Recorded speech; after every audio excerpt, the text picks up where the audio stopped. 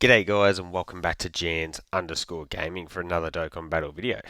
For today's video I am slightly late to this one, but we did get the EZA details for the sub EZA TEQ SYN Shenron here, super EZA details for the STR Omega, and then both the AGL Super Saiyan 4 and the STR Super Saiyan 4 as well. So, yeah, things are looking on the up for us here as we continue to want to stack our stones up, and we're going to start with Sin because I think Sin is probably the most important of these units here. He's going to be able to link with the new physical Omega, so that's going to be really impactful. So we're going to skip all of the links and teams and all of that stuff because we're pretty much just focusing on the passives and super attacks. There is a number of to go through here, and I do have the calcs. So with TEQ SYN, randomly changes to key spheres to rainbow, which was he already had. 150% attack and defense and 2 key, 50% chance to perform a crit, and then 50% chance of launching an additional super. That's not written the way that we like, so that's not a guaranteed attack. For the first turn, he does have 40% damage reduction, which is a very good base. When attacking, disables enemy guard, and then 50% attack and defense per key sphere obtained up to 350. So you get the 7 key spheres and you cap him out there. With 2 or more key spheres obtained, you get an extra 20% damage reduction. 3 or more is 20% crit. 4 or more is another 20% damage reduction, so that takes him up to 80% damage reduction for his first turn, which is awesome. With 5 or more, you get an additional 30% chance to crit, and then 6 or more launches a guaranteed super, so potentially this guy can quad super, which would be good, and then 7 or more lowers enemy attack and defense by 20%, which isn't all too relevant in a lot of these. For his super attack effect, he greatly raises attack and defense for 1 turn. So on that turn where you are able to get the 4 supers, that's going to be really, really impactful. Very, very interested to see what this guy will look like in game, because you go 40, 60, 80 plus 10% from the physical Omega, add in the domain. I feel like we're going to be able to really juice this Sin Shenron up really high. That first turn, he is going to be absolutely untouchable, I feel like. So it looks like they did a really good job with his sub EZA.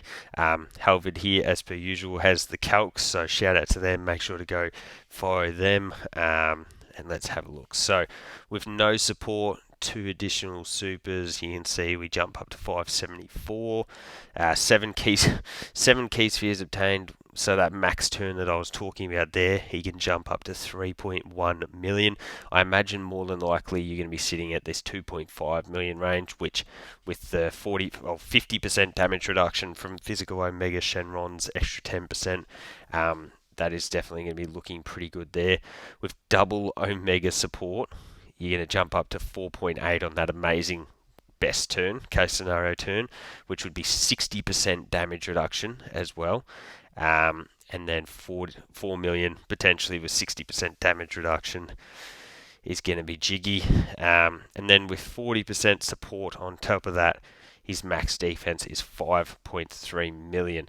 So what Halvard doesn't mention here is if the domain is up. So you can see we get juiced up from links. So I'm not sure if potentially we could get higher stats from a domain. I'm just thinking, because Omega's domain doesn't that give? No, actually, now that I'm thinking about it, Omega's domain is just attack, so ignore that.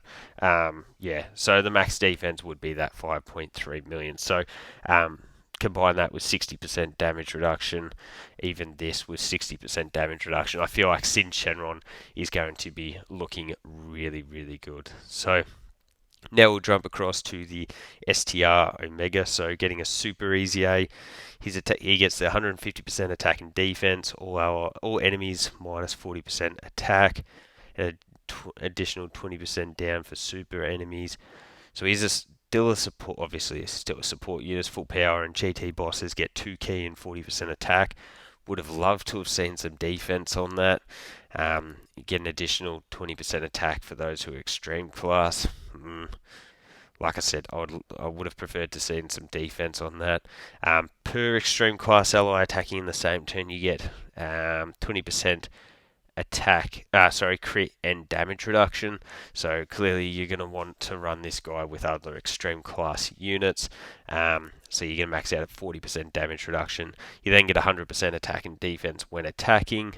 Another full power or GT bosses ally in the same turn, you get an additional 150% attack and defense, and an additional that has a 70% chance of becoming a super. I'm not sure what his super attack effect is, but I will look that in game while we keep going. When attacking with 12 or more key spheres, you get an additional 100% attack and defense. And as the third attacker in the turn, which is essentially just going to be all the time, because you're not going to be wanting to run him next to the new physical LR Omega, so this guy's just going to be forced into a floating roll. You launch an additional super and get an extra 150% attack. Now just check the super attack effect to coincide with this. He does just cause damage and lower defense, so that definitely isn't ideal, because we would have loved some defense on super, but yeah, he's I feel like he's not going to be too crazy. He will just be floating support, but without that defensive aspect, it probably doesn't make him a unit that I'm really going to want to run. When you think about it, you got 20% double it is 40, plus you can have the two Omegas 10% each boost, so that can jump him up to a 60% support rate, as long as we're getting those rainbow key spheres for Omega. But yeah, I don't know. He doesn't seem like my type of unit. Doesn't have any dodge. He doesn't have orb changing, but the team does have a lot of orb changing. He's just really reliant on the physical Omega's support. So it does make it a little bit tougher when, this guy's just going to be slapped on the team as a floater. But anyway, so without support, we get 600k there. Full extreme rotation, he can get up to 1.2 million. With a GT boss or full power ally, which you're obviously going to have, he can get it to 1.9. Double Omega support, you can get him up to 2.6, which would be with the 60% damage reduction. And then with the 40% support, you could get him up to essentially 2.8 million. So, Look, I mean, you're going to be slapping him on as like the last unit on the team, so I guess it'll work in that regard. I just would have liked him to be a bit better, and I feel like a lot of it does come down to this support only be attack. If you got rid of this additional 20% attack and just made it 40% attack and defense, I feel like I would like him a whole lot more. But anyways, is what it is. So now we'll jump across to the AGL Vegeta. So let's see. So key 2, 200% attack and defense, launches an additional that has a great chance of becoming a super. If I remember correctly, this Vegeta gets attack on super, not necessarily defense. I also haven't used him for a long time, so I do have to double. I know he does greatly raise defense for one turn. Okay, cool. That works. For the super class ally attacking in the same turn, so we can get an additional 200% attack and defense, and 20% damage reduction is not much. When there's an extreme class enemy or GT Heroes category ally attacking in the same turn, gives 40% defense and performs a crit. So a bit of support there. When attacking with 12 or more key, 100% attack. Second or third attacker is an extra 100% stats. Then when receiving a super attack, defense 100% temporarily, 50% chance of nullifying and countering. All he has is 20% damage reduction. I mean, we can juice that up to a whole 30% with the AGL Super Saiyan 4 Goku. Dang, he is not looking good. Let's see. There's a lot going on here. So, if we get 2 additional supers with no support or anything, that gets us to 864k. Full superclass rotation, which is obviously what we're going to be running. We can get it up to 1.3, and then slot 3 is where or slot 2 or 3 is definitely where you'd be rocking this guy. You get to 1.5.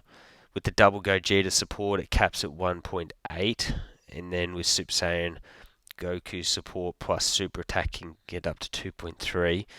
When receiving attack, and remember that is the temporary, so it is only for the attack that the super's coming in, he can get at 4.6, and then add on that with the 40% support gets in at 4.8. His stats are just going to be way too low. The fact that he only got 20% damage reduction, I don't think this guy is going to be runnable. I feel like he's going to get absolutely cooked. So that sucks. I'll definitely test him out, but he does not look good.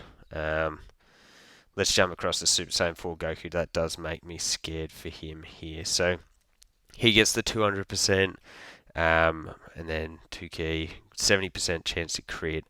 Per superclass ally, he gets the damage reduction and defense the exact same. GT Hero or Extreme, 40% attack. 12 or more keys, 150% attack. When receiving an attack as first or second, 200%.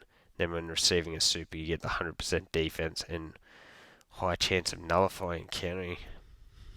Well, I think he's going to be a lot better, but you are locked into using him as a slot 2, because I can tell you this now, I'm definitely not using this Goku as a slot 1 unit. What do his stats look like? So with this Goku, you got to remember he does get defense on super. So without support, 2 additionals, 528. Full super class rotation, 793. When receiving attack in slot, okay. So when receiving an attack in slot 1 or 2, that jumps up to essentially 2.4 if you get 2 additionals. 3 super attack effects stacks, you can get up to 3.5. For that turn that you receive a super, same situation with Vegeta, you get into that 4.6 range. With double Gogeta support, you can climb up to 5.7. See, this is with Super Saiyan 4 Goku support plus a super attack effect stack. I guess if you're running double Super Saiyan 4 Goku, so he's on the other rotation, potentially on this rotation, you could really juice him up to looking something like this, but I feel like these post 7 million numbers are going to be a bit rarer to see, and you're really going to have to focus on juicing up STR Goku to be able to get those off. So I don't know, he's certainly going to be a lot better than Vegeta, but I'm not sure how practical using him on a lot of these teams are going to be. When you think about it, you're either going to be running 2 AGL Super Saiyan 3 Gokus or 2 AGL Super Saiyan 4 Gogetas. That's going to cover up a lot of your rotations. You're going to run the opposite of them, like whichever one you haven't got as your lead. You're going to have one of them on the other rotation, and you're going to have the physical Super Saiyan 4s on rotation as well. I don't really see a position for this guy to operate sitting as a slot 1 or 2 unit. So, yeah, I don't know. Out of these easy A's, I'm definitely looking forward to the TEQ SYN Shenron one the most, but let me know down below which one you're looking forward to. Hopefully they just seem to be better in game than the stats are sort of alluding to. So thank you all for watching. Don't forget to like and subscribe if you want to keep up with the content, and hopefully I'll catch you all on the next video.